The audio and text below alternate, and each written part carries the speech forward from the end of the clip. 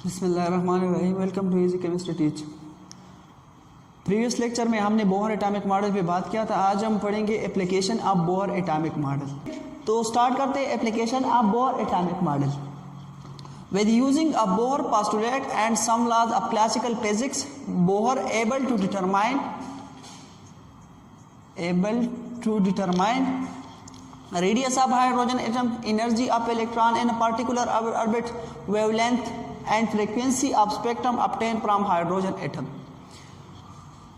Bohr अपने postulate को use करके और कुछ क्लासिकल फिजिक्स के लॉज को यूज़ करके वो इसके काबिल हुआ कि उसने रेडियस ऑफ हाइड्रोजन एटम को डिटरमाइन किया। ठीक है, energy of electron in a particular orbit, wavelength and frequency of spectrum obtain from hydrogen atom.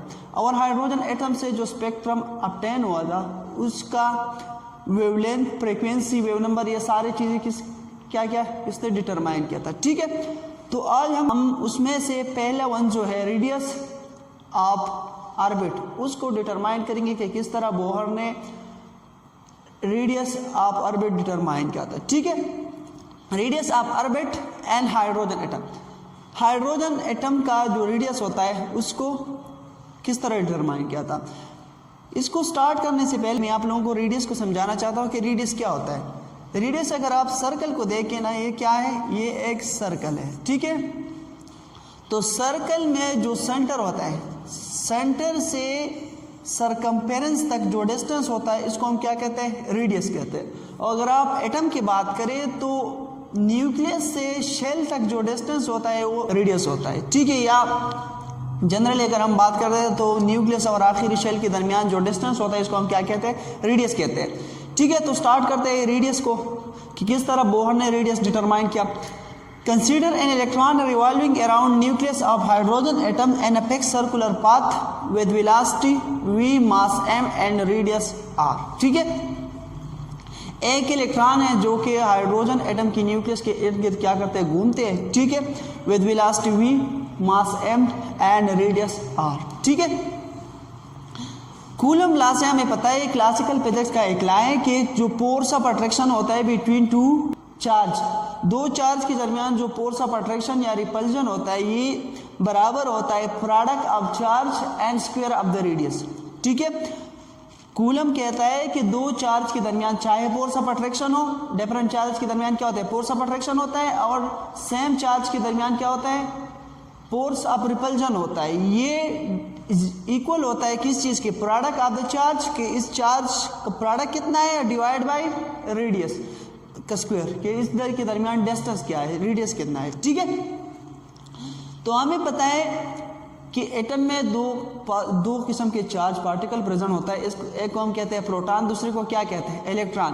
Proton रहता है न्यूक्लियस में, ठीक है, इलेक्ट्रॉन होता है शेल में, रिवॉल्व करता है। ठीक है, तो जिस तरह यहाँ पे 2 चार्ज है या इस तरह एटम में भी क्या है, 2 चार्ज है। ठीक है, तो हम कहते हैं centripetal force between nucleus and electron is Coulombic force. यहाँ पे ये भी दो क्या है, डिफरेंट चार्ज है।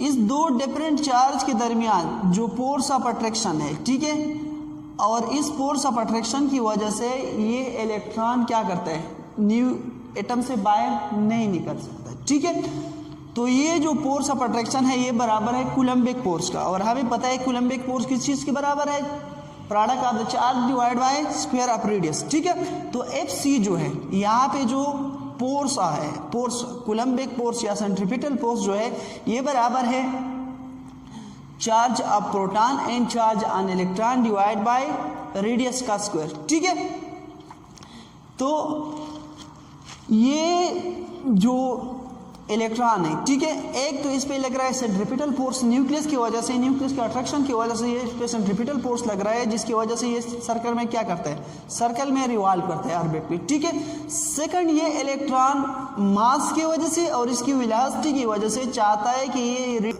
ऑर्बिट से बाहर निकले। ठीक है, तो ये जो आउटवर्डिंग फोर्स जो है ये बाहर की तरफ जो फोर्स लग रही है, ठीक है, ये बाहर की तरफ जो फोर्स लग रही है इसको कहते हैं सेंट्रीफ्यूगल फोर्स। इसको क्या कहते हैं, सेंट्रीफ्यूगल फोर्स। ठीक है, और सेंट्रीफ्यूगल फोर्स जो होता है ये मास और इलास्टिक की वजह से होता है, ठीक है।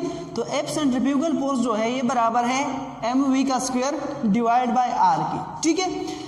लेकिन बोर ये एज्यूम करता था कि चूंकि इलेक्ट्रॉन न्यूक्लियस में न गिरते हैं और न बाहर आसानी के साथ निकलता है, ठीक है। तो ये जो दो फोर्स है, सेंट्रीपिटल फोर्स और सेंट्रीफ्यूगल फोर्स, ये क्या होना चाहिए, ये बैलेंस होना चाहिए, ठीक है। तो bore assume that the opposing force must be balance because the electron does not fall in nucleus. Bore ये एज्यूम करता था कि ये दो फोर्स क्या होना चाहिए, ये बैलेंस होना चाहिए क्योंकि इलेक्ट्रॉन न्यूक्लियस में नहीं गिरता, ठीक है। तो एफ सेंट्रीपिटल जो है ये बराबर है एफ सेंट्रीफ्यूगल का, ठीक है। हमें पता है कि एफ सेंट्रीपिटल जो है ये बराबर है Z e and e, Z e मतलब charge on proton and e charge on electron, ठीक है, और डिवाइड बाय इट्स रेडियस का स्क्वायर। तो ये हो गया। सेकंड जो है सेंट्रीफ्यूगल फोर्स ये बराबर है एम वी का स्क्वायर डिवाइड बाय आर की, ठीक है। तो दोनों साइड भी यहाँ अगर आप देखें तो यहाँ पे भी एक आर है, यहाँ पे कितना है, आर का स्क्वायर है। तो ये स्क्वायर आर के साथ कैंसिल हो जाएगा। किस तरह कैंसिल हो जाएगा, अगर हम दोनों साइड को आर से मल्टीप्लाई करें, ठीक है, तो यहाँ से ये आर कैंसिल आउट हो जाएगा और यहाँ इसका स्क्वायर कैंसिल आउट हो जाएगा, ठीक है। तो ये रह जाएगा z e into e divide by r is equal to m v का स्क्वायर, ठीक है। यहाँ तक बात पहुँच गई है। और हमें ये भी पता है कि हाइड्रोजन एटम में इसका एटॉमिक नंबर 1 है। हाइड्रोजन एटम का एटॉमिक नंबर क्या होता है, हाइड्रोजन एटम का एटॉमिक नंबर 1 होता है। और हमें पता है कि एटॉमिक नंबर बराबर होता है नंबर ऑफ प्रोटॉन की। अगर हाइड्रोजन एटम का एटॉमिक नंबर 1 है तो इसमें प्रोटॉन कितना होगी, 1 होगी। तो जो Z है इसको हम रिप्लेस करेंगे किस किस चीज़ के साथ, 1 के साथ। और 1 को जिस चीज़ के साथ आप मल्टीप्लाई करेंगे तो वो वैल्यू दोबारा रिपीट होगा, ठीक है। तो यहाँ पर रह जाएगा E into e divide by r is equal to m v square, ठीक है। यहाँ भी ये दो क्या है, 2 E है, इसकी चूंकि बेस सेम है तो पावर को हम क्या करेंगे, ऐड करेंगे, ठीक है। तो जब E और E का पावर ऐड करेंगे तो इससे बन जाएगा E का square divide by R is equal to m v square and ये बन जाएगी, इक्वेशन बन जाएगा, ठीक है।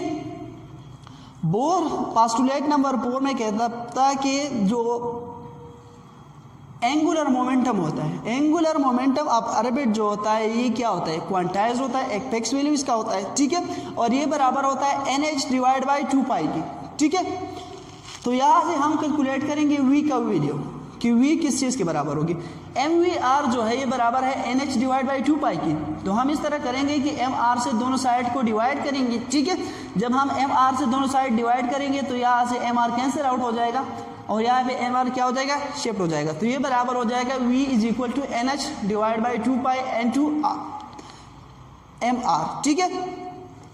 लेकिन यहाँ पे अगर आप देखें तो यहाँ पे क्या है, V स्क्वायर है।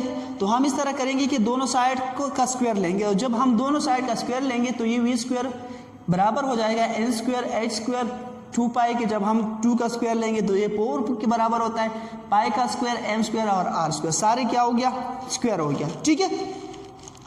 अब अगर आप यहाँ पे देखें, ठीक है, तो यहाँ पे क्या है, R का स्क्वायर है, ठीक है। जो ई आर है, ई आर यहाँ से e r is equal to n square m, यहाँ पे जो अपना एम है, फिर n square h square 4 pi square m square r square, ये सारे क्या है, वी का वैल्यू है, ठीक है।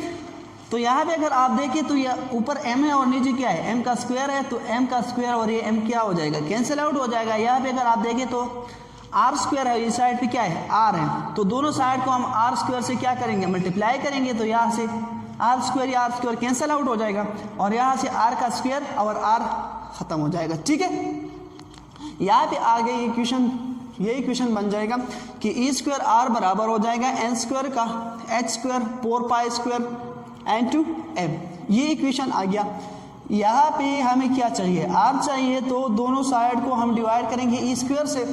तो जब हम दोनों साइड को ई स्क्वायर से डिवाइड करेंगे तो यहाँ से ई स्क्वायर के साथ कैंसिल हो जाएगा, ई स्क्वायर यहाँ पे शिफ्ट हो जाएगा। ये बन जाएगा n square h square 4 pi square m into e का स्क्वायर।